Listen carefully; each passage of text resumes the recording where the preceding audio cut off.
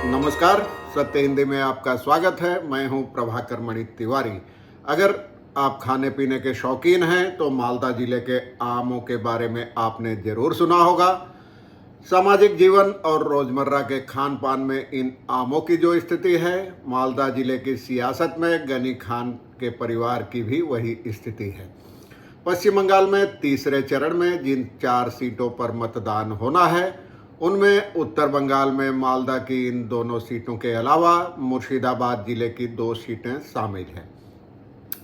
पूर्व केंद्रीय मंत्री एबीए गनी खान चौधरी के कारण दशकों से मालदा कांग्रेस का मजबूत गढ़ रहा है। इस बार कांग्रेस, भाजपा और तृणमूल के बीच यहां त्रिकोणीय मुकाबला नजर आ रहा है। जैसा कि मैंने आपको बताया, मालदा में दशकों से गनी खान और उनके परिवार का दबदबा रहा है। विधानसभा हो या लोकसभा, किसी न किसी सीट पर गनी खान के परिवार का सदस्य चुनकर आता रहा है। वर्ष 1980 से 2004 तक लगातार 8 बार गनी खान यहां से सांसद रहे थे। परिसीमन के बाद मालदा जिले की एक सीट 2 में बंट गई थी, मालदा उत्तर और दक्षिण। उसके बाद भी 2009 और 2014 के चुनाव में मालदा नॉर्थ और मालदा साउथ सीट गनी खान के परिवार के पास ही रही। मालदा के पितामह कहे जाने वाले गनी खान चौधरी उर्फ बरकतदा के भाई अबू हाशिम खान चौधरी, जिनको डालूदा भी कहा जाता है, यहाँ से अपनी जीत की हैट्रिक लगा चुके हैं। 3 बार जीते थे, लेकिन वर्ष 2019 में पहली बार भाजपा मालदा नॉर्थ सीट जीत गई। भाजपा के उम्मीदवार खगेन मुर्मू ने 2 बार की सांसद और कांग्रेस छोड़कर तृणमूल कांग्रेस के टिकट पर मैदान में उतरी मौसम नूर को वहां से हराया। मालदा साउथ या मालदा दक्षिण सीट पर बीजेपी हारी जरूर, लेकिन हार का अंतर बहुत कम हो गया। अब अबू हाशिम खान चौधरी 86 वर्ष के हो गए हैं। उन्होंने अपनी उम्र का हवाला देते हुए चुनावी राजनीति से संन्यास ले लिया है। इस बार उनकी जगह उनके 52 वर्षीय पुत्र ईसा खान चौधरी इस सीट पर कांग्रेस के उम्मीदवार हैं। वो कनाडा से डिग्री हासिल कर चुके हैं और इसी लोकसभा इलाके के वैष्णव नगर और सूजापुर से विधायक भी रह चुके हैं। वर्ष 2021 के विधानसभा चुनाव में वह अपनी सूजापुर विधानसभा सीट तृणमूल कांग्रेस के मोहम्मद अब्दुल गनी खान के हाथों गंवा बैठे थे। इससे पहले ईसा खान चौधरी वर्ष 2019 के लोकसभा चुनाव में भी मालदा उत्तर लोकसभा सीट से कांग्रेस के उम्मीदवार थे, लेकिन यहां बीजेपी जीत गई थी और वहां तृणमूल कांग्रेस की ओर से उनकी प्रतिद्वंदी अपनी ही फुफेरी बहन मौसम बेनजीर नूर मैदान में थी। दोनों की आपस की लड़ाई में तीसरे यानी बीजेपी उम्मीदवार को जीत मिली और खगेन मुर्मू को यहाँ लगभग 5,09,000 वोट मिले थे और पहली बार मालदा उत्तर की सीट भाजपा की झोली में गई। तृणमूल कांग्रेस की मौसम नूर 4.25 लाख वोटों के साथ दूसरे नंबर पर रही, जबकि कांग्रेस के ईसा खान चौधरी को 3 लाख वोटों के साथ तीसरे नंबर पर ही संतोष करना पड़ा।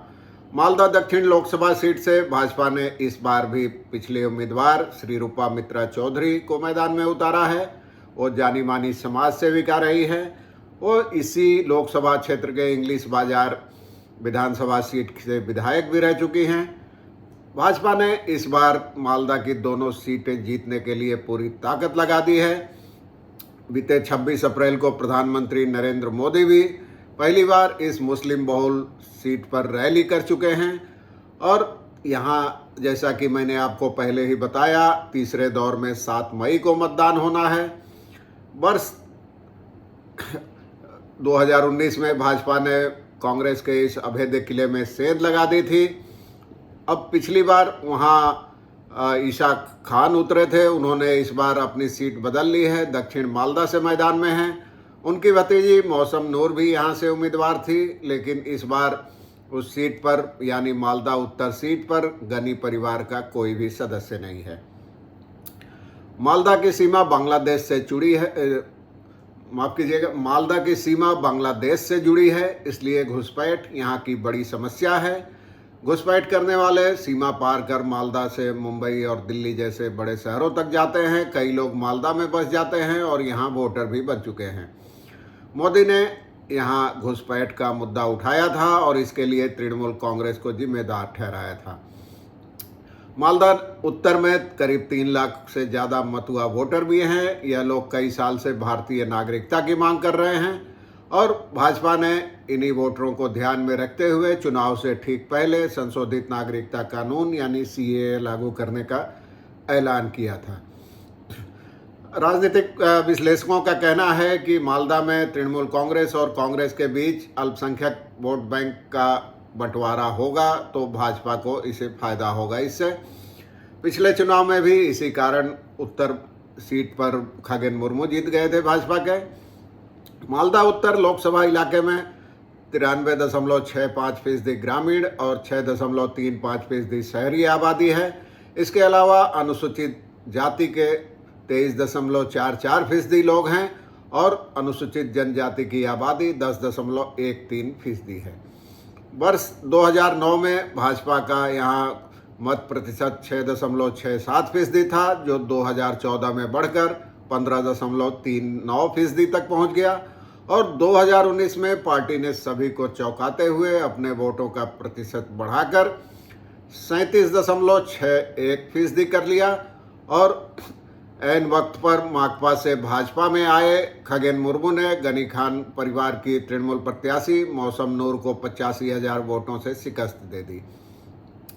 यहाँ इस 7 विधानसभा सीटें हैं मालदा उत्तर के तहत, जिनमें से 4 पर टीएमसी का कब्जा है और 3 पर भाजपा का। मालदा में कांग्रेस के प्रदेश अध्यक्ष कालीशरण राय कहते हैं कि बीजेपी और टीएमसी में कोई अंतर नहीं है, दोनों एक दूसरे के फायदे के लिए काम करते हैं और प्रधानमंत्री नरेंद्र मोदी के पास भी कोई मुद्दा नहीं है। उन्होंने अपने 10 साल के कार्यकाल में कुछ भी नहीं किया है, वो कांग्रेस सरकार के दौरान हुई योजनाओं को ही गिना रहे हैं। दूसरी ओर तृणमूल कांग्रेस के नेता आशीष कुंडू का कहना है कि इलाके में गंगा नदी की ओर से तट कटाव की समस्या गंभीर है। मालदा में अब तक एयरपोर्ट नहीं शुरू हो सका है। कांग्रेस के सांसद अबू हाशिम खान चौधरी और भाजपा के खगेन मुर्मू संसद में मालदा की समस्याओं को उठाने में नाकाम रहे हैं, तो इस बार तृणमूल कांग्रेस को ही लोग चुनेंगे। इसी दौर में अल्पसंख्यक बहुल मुर्शिदाबाद सीट के लिए भी मतदान होना है। यह देश में अल्पसंख्यकों का सबसे बड़ा जिला है। यहाँ करीब 65% से ज़्यादा अल्पसंख्यक वोटर हैं। इस सीट पर सीपीएम के वरिष्ठ नेता मोहम्मद सलीम के अलावा तृणमूल कांग्रेस के निवर्तमान सांसद अबू ताहिर खान और भाजपा उम्मीदवार गौरी शंकर घोष मैदान में हैं। इस सीट के बारे में आपको बता दूं, वर्ष 1980 से 1999 तक यहां सीपीएम का कब्जा रहा था। वर्ष 2004 और 2009 में कांग्रेस यहां जीती थी, लेकिन 2014 में सीपीएम ने उससे यह सीट दोबारा छीन ली थी। वर्ष 2019 यानी पिछले चुनाव में तृणमूल कांग्रेस के उम्मीदवार अबू ताहिर खान यहां जीते थे। वर्ष 2021 में तृणमूल कांग्रेस ने इस लोकसभा क्षेत्र के तहत आने वाले 7 में से 6 विधानसभा सीटें जीत ली थी, जबकि 1 सीट भाजपा के खाते में गई थी। इसी जिले की जंगीपुर सीट पर भी मतदान होना है। यह चौथी सीट है तीसरे दौर की और जंगीपुर सीट पूर्व राष्ट्रपति प्रणब मुखर्जी का पर्याय मानी जाती है। वो 2004 और 2009 में यहाँ से जीते थे। फिर जब वो राष्ट्रपति बन गए तो इस सीट से इस्तीफा दिया, तो उपचुनाव में उनके पुत्र अभिजीत मुखर्जी जीते थे। वर्ष 2019 में तृणमूल कांग्रेस ने इस पर कब्जा कर लिया था। इस बार भी यहाँ तृणमूल ने निवर्तमान सांसद खलीलुर रहमान को ही मैदान में उतारा है। यहाँ त्रिकोणीय मुकाबले में उनके सामने भाजपा के धनंजय घोष और कांग्रेस के मुर्तजा हुसैन मैदान में हैं। लेकिन सबसे ज़्यादा दिलचस्पी मालदा की दोनों सीटों पर है। क्या भाजपा अपनी सीट बरकरार रख पाएगी?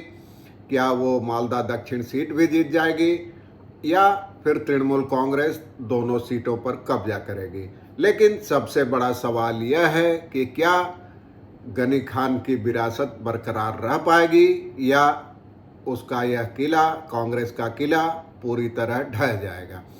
इसका तो पता 4 जून को नतीजों से ही चलेगा। फिलहाल इस पर अटकलों और कयासों का दौर तेज हो रहा है।